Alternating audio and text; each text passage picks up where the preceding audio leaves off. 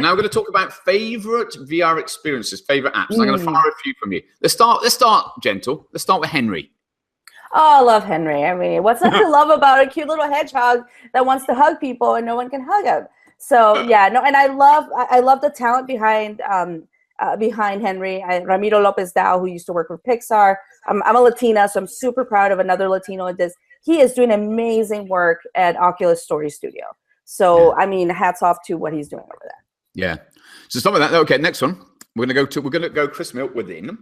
And I'm a big fan of what they did. I think very early on, I still think they're amazing. But the very first one, Evolution of Verse. I have not experienced that one. Can you believe that? That's a shame you into not seeing that. That's one for absolutely to watch. Yeah. That's one for you. Okay, let's go for the next ones then. I'll open it up. What are your top 3 experiences? Well, I've done different ones that I've really enjoyed and some that have really impacted me. So maybe I can talk to that.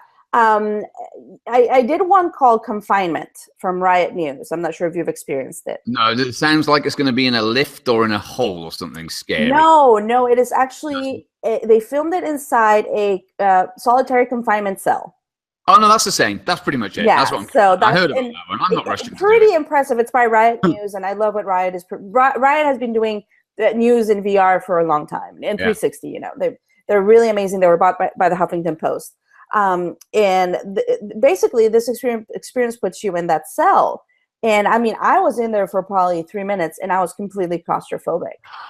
And that impacted me. I said, wow, I can't believe that a human being has to spend 90% of their day in this type of, closed environment. It just really shifts you and puts you in someone else's shoes. So that's why I think that there's a big opportunity, let's say, to create empathy. There's a lot of debate whether it can or not, but I believe that it is also.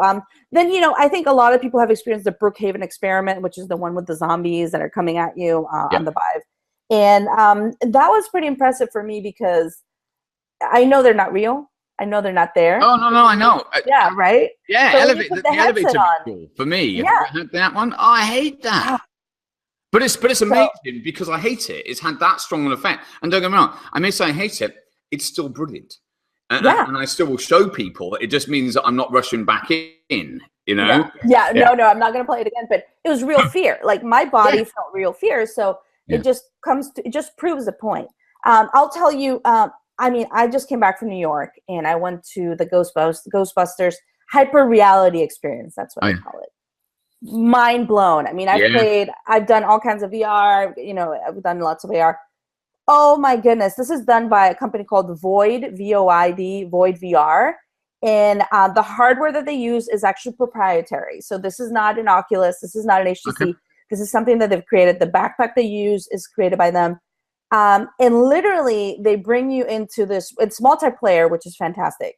They literally, you put everything on and then you go into you go in through a door. You don't actually see the room in real life. You see it in VR. And you walk into the space and all of a sudden you're fighting these ghosts. And I was with a friend of mine and I could see her. We were fighting the ghosts. We could feel stuff, like a little bit haptic vest kind of thing.